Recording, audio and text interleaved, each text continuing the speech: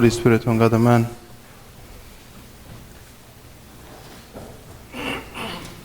Last week, last Sunday, I prayed the first liturgy from 3:30 to 6 a.m. And at the end of the liturgy, I received the sad news of the bombing that took place in Egypt, in one of the churches in Cairo. And until today, we are all feeling, I think many, and we should, are feeling sad for what happened. What I would like to talk about today is how should we react towards such devastating news? What is our own personal reaction toward that? How the gospel that was just read can answer to such a situation? How the readings of today can help us to shape a position toward what had happened? Actually, the world is filled with tragedies. It's not just the bombing that took place in Egypt. And actually, we shouldn't be just sensitive if a Coptic church was bombed, if Copts were harmed. We should be sensitive to all sufferings of all human beings. That's the bottom line. We shouldn't be just moved when Copts were harmed. We should be moved whenever anyone is suffering. If you are really Christians and if you are really humans. And that reminds me by what St. Isaac the Syrian said. He said, what is the purity of heart? And he said, it's a compassionate heart toward all creation. And he said, if someone asked me more, what does that mean? He answered and said, it means that you have compassion toward the suffering of all creation, even birds, animals, insects. That's how we should be Christians with pure hearts. So that's the bottom line. But again, how can we shape a position from what we have just heard from the readings of today? The Gospel, the Pauline Epistle, the Catholic Epistle, and the reading from the Book of Acts. One of the themes that we have just heard on the readings of today is the appearance, the manifestation, the revelation. Why? Because we have just heard the gospel of the Annunciation of the coming of Jesus Christ in the flesh by being a baby in the womb of St. Mary. She will conceive and have a baby. He is God incarnate. And this is the great manifestation. St. Paul on his first epistle to Timothy, he said, great is the mystery of godliness. God was manifested in the flesh. And that's why we see the Pauline Epistle, the Catholic Epistle, and the Book of Acts, the reading from the Book of Acts, are all about manifestation, revelation.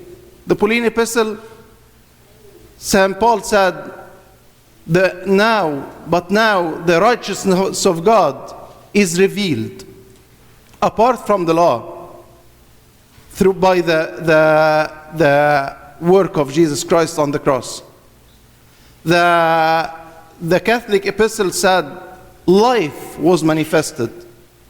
And on the Book of Acts, we hear St. Stephen recalling the biggest intervention of God in the life of his people, the Israelites, when he took them out of the land, he appeared to Moses and told him, now I heard the groaning of my people, and I'm going to take them out of Egypt. And throughout these three readings, I think that's how we should react to the atrocities we see in this world. We see what happened in Egypt. We see the people in Aleppo, a great human tragedy. We should feel sad. I received a phone call from someone from Egypt, a girl, she's in the 20s, and she was crying for what happened in Egypt, and she was crying for what's happening in Aleppo. And she said, what kind of world we are living in? And I want that we all feel the sufferings of the people, but that doesn't mean we get depressed, because we can easily get depressed the more we get, because we are bombarded by such news. Just open any news website or a newspaper. You're going to find many sad news of all kinds. News that can take our joy, which we should be holding, because we are having the good news, the good tidings of salvation. But again, how these readings can help us shape a position. I'm going to start with the Catholic epistle. St. John is saying life is manifested. He is telling us about life that was manifested in Jesus Christ, who came to our world. In the Western theology and Western mentality, they focus a lot on what they call justification, a concept that we don't discuss a lot. And what they mean by justification, that by the cross, we were guilty, and because of what Jesus did in the cross, we became not guilty. That's true. But it's almost everything is reduced on this. In our Eastern theology, and what we have learned from the Church Father, they focus a lot on the incarnation. Why? Because the incarnation is that God came to our world. He shared our humanity. He suffered as we are suffering. He accepted death that we're going toward. But he lived the life that we should live. That's why life was manifested. Again, the question is, what kind of position we should take when we see such atrocities on this world? We should live the life that God wants us to live. Maybe you can ask, what's the correlation? What's the relationship between that I live a saintly life if I see such evil? Because this is what is expected from me. Sometimes they differentiate, they distinguish between evil and sin. We can easily identify evil. If I mention the name of Hitler, what the first thing that comes to your mind? Evil. 50 million people were dead because of the evil of such a man. 50 millions. Most of them are civilians. So we can easily identify. If you talked about ISIS, evil, that's easy. But can I identify sin? Can I see that sin is the motive and the driver and the vehicle of all of that evil? We don't talk a lot about that. Sin is the driver of evil. And that's exactly the same sin that I'm fighting against, or I'm supposed to fight against, or sometimes I don't fight against. So if we see this evil overwhelming the world, I think the first reaction, we see that sin is overwhelming. What should I do? I think I should please God. Because if we are so sad because of the evil of the world, how much God would be? How much would feel when he sees his creation going downhill that much? How sad he is, especially if he paid a great price to restore us. And then what's happening? This is the news we are getting from everywhere. So what we should do, we should please him by living a saintly life. We should react to what's happening in the world, but in a positive way, not just be depressed. This is not the only reaction. We should feel bad, definitely. And if not, there is a problem. There is a hardness of heart. There is a problem. We are living in our isolation. We are enjoying our devices. We are enjoying our luxury life, even though we are not away from any sufferings. You might go to do your physical, which you do every year, and it happens. And you might be shocked that you have a dangerous disease. It happens. It's not away from anyone. Sufferings are not away from anyone. I know you don't like to hear that. And I'm not saying that to make you afraid. Definitely not. Definitely not. But I'm saying that there is some kind of life we need to live. We should live.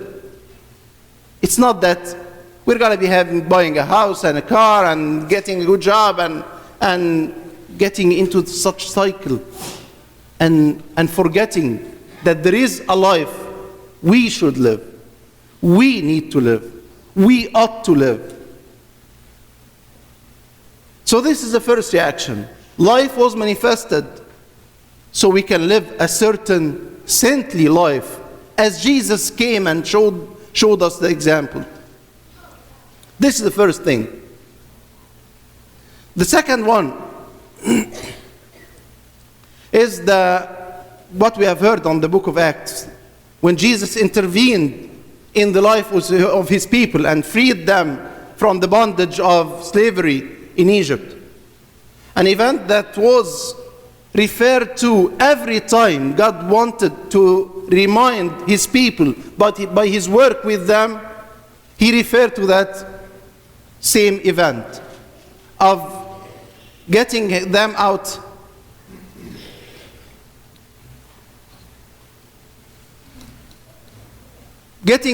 of the land of bondage in Egypt.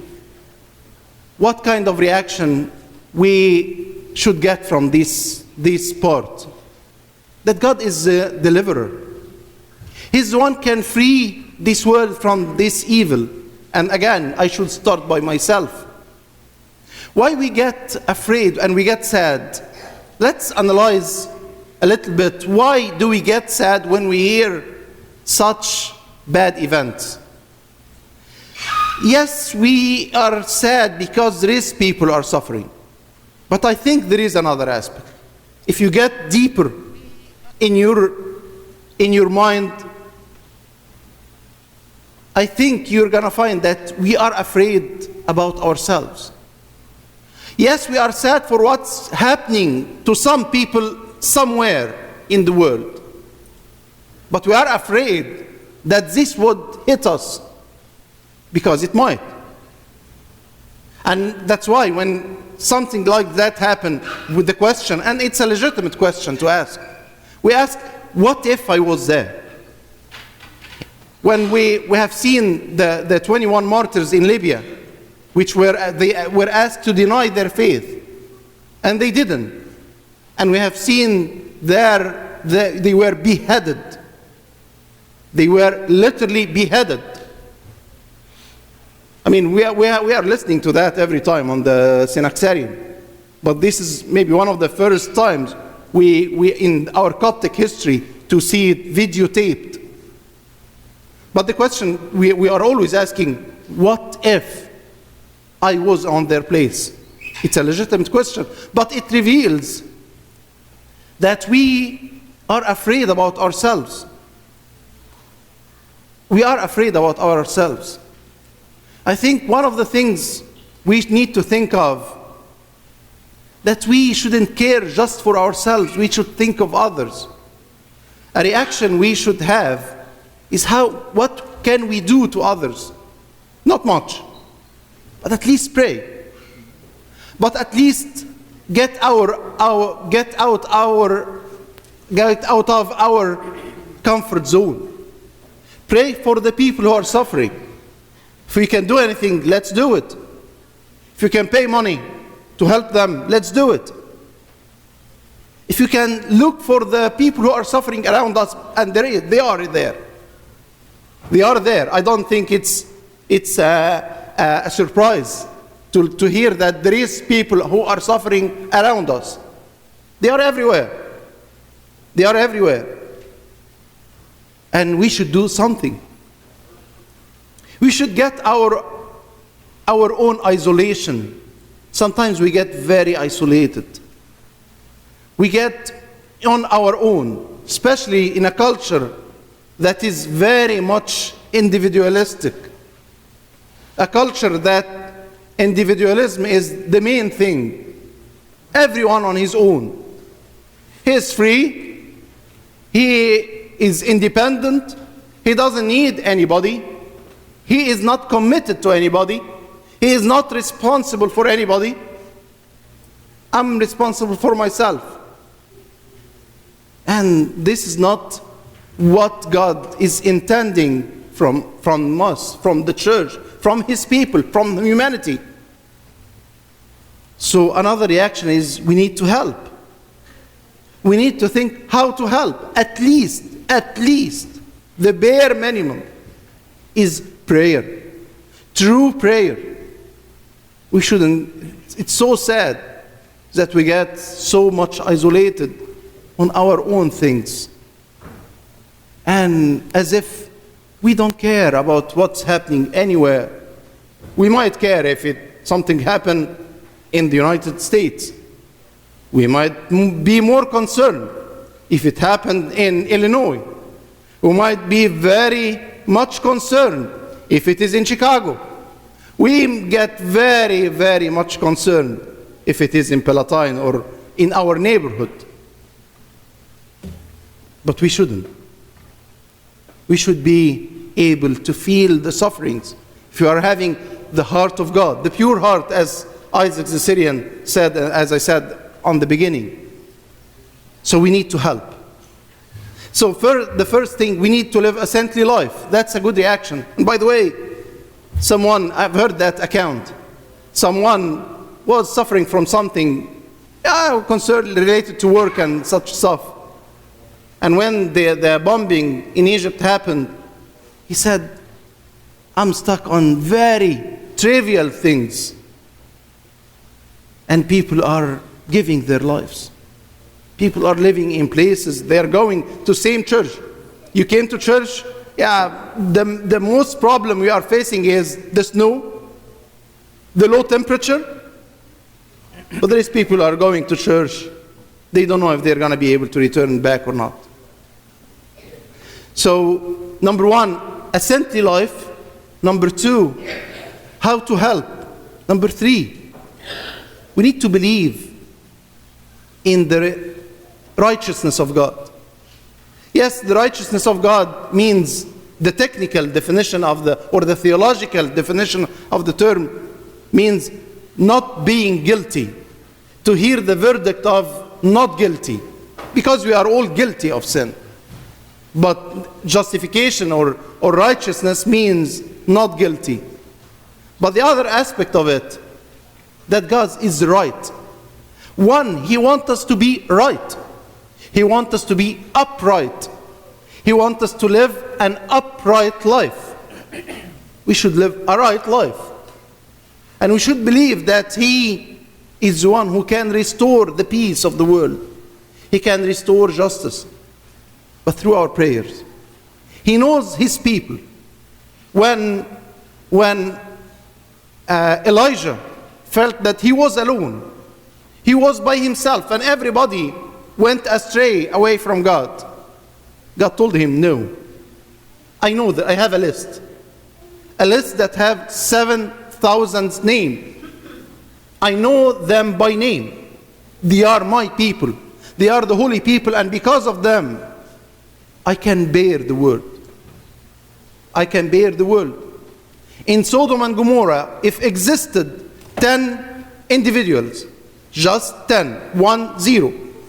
If there was 1-0 individuals on that city, it would have been saved because of those 10. He is righteous. But hopefully there is righteous people. There is people who are believing in him who can change the world. I think we can get those three aspects as a reaction to what's happening in the world. Not just what happened in Egypt, but what's happening all over the world. We shouldn't be just isolated, doing our own things, living our own life, doing the same things we are doing as we are doing every day. I think we should live a saintly life as a reaction. We should help as much as we can by prayer, by doing anything for the people suffering everywhere, anywhere, and the people among us. Number 3, we should believe in the righteousness of God. We should believe in his justice, but we should be in his side, not on the side of the sinners and the sinful. It's not just evil. Evil is about what's happening in the world horizontally, but sin is toward God, and it is the root cause of evil in the world. And we should deal with sin on our own life. This is the first we can do. And this is the only thing that is fully under our control. And I'm not saying, when I'm saying fully, it's not our own, definitely with God's grace. But I'm saying we weren't able to change the world. We are not legislators. We are not decision makers on a political level. But we are. We are responsible for ourselves. And we are granted God's grace. He came to our world. There is good news of the Annunciation. He entered, he intervened, and he's ready to intervene anytime. So let's be his people who are pleasing to him, and glory be to God forever.